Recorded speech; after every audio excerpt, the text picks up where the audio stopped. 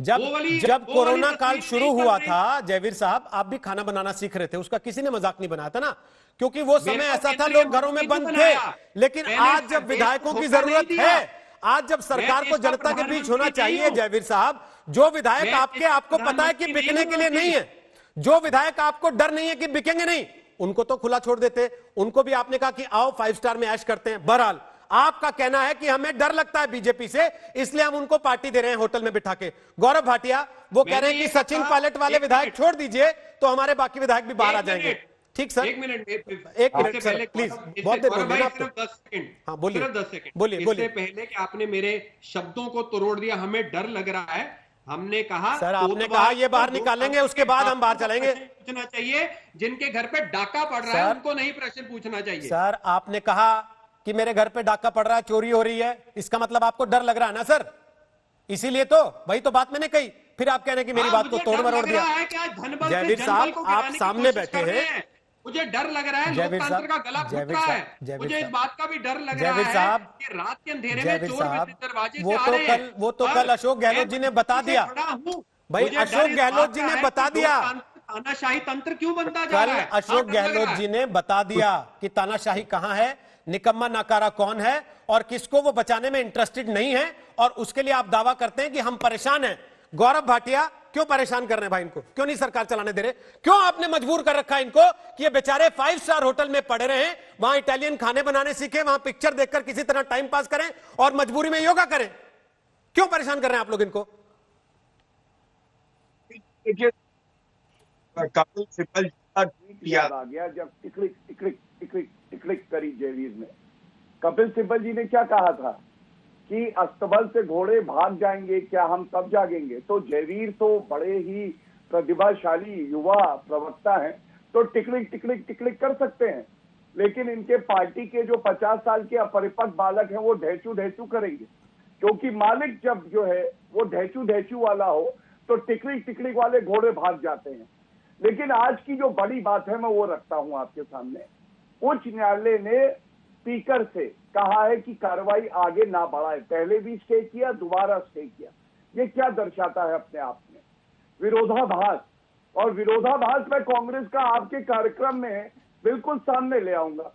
आप बताइए कि स्पीकर को इतनी जल्दी थी, 2 दिन में कह रहे थे जवाब दीजिए, और यही स्पीकर जो कर्नाटका में थे, कांग्रेस के इशारे पे 25 दिन तक जो स्वेच्छा से अपना इस्तीफा देना चाह रहे थे एमएलए, तो उनका इस्तीफा नहीं कर रहे थे स्वीकार, सर्वोच्च न्यायालय ने फटकार लगाई।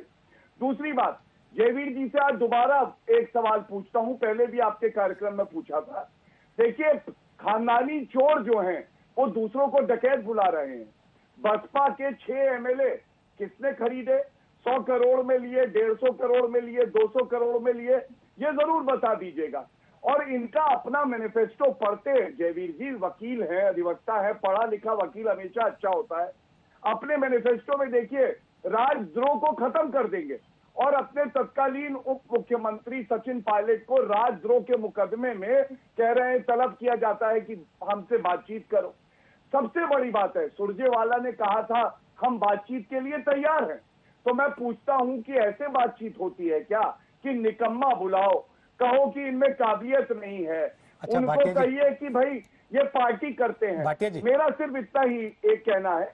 भाटिया जी, रोहित जी, मैं अपनी बात खत्म कर लूं? खत्म नहीं हुई क्या? मैं पूछना चाह रहा हूं एक सवाल आपसे, खत्म हो गई है तो मैं पूछूं?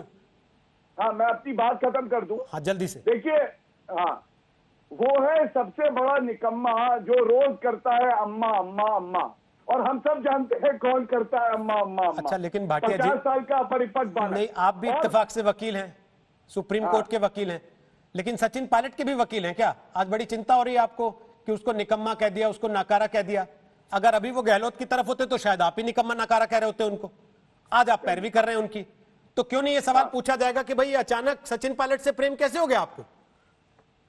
नहीं रोहित जी, देखिए, मैं कह रहा हूं आप सचिन पायलट को निकम्मा बुलाएं या गद्दार बुलाएं, लेकिन पूरा देश जानता है कि गद्दार कौन है। 90 लाख की घूस जिस पार्टी ने ली, अध्यक्षा ने और उनके बेटे ने, हम सब जानते हैं वही गद्दार है। और हमें कोई फर्क नहीं पड़ता। मैं तो एक बिंदु उठा रहा हूं आपके सामने कि ये विरोधाभास देखिए कि सुरजेवाला कहते हैं कि घर आके बात करो, और उसके बाद अशोक गहलोत कहते हैं ये निकम्मा है, ये पार्टी करता है, ये गद्दार है। तो ये सवाल उठाया जा रहा है। आपको क्या फर्क और पड़ता है इससे? लोकतंत्र पे प्रहार तब होता है। पहले दिन जो तो आप सवाल लोग मैंने कहते थे पूछा। इनका इंटरनल मैटर है, हमें कोई लेना देना नहीं है। अब आपको मैं क्यों तो फर्क आज पड़ रहा भी है इस बात आपके से? चैनल पे कह रहा हूं, इनका इंटरनल मैटर है। ये तो कांग्रेस पार्टी वो है जो ढहने जा रही है। इनके अंदर इतनी कला है, अंतर विरोध है, कोई विचारधारा नहीं है, कोई नेता नहीं है, ये गिरेगी। आप देखेंगे कि इनकी अर्थी जाएगी और दफनाने का काम जनता इनको करेगी। आप देख लीजिएगा।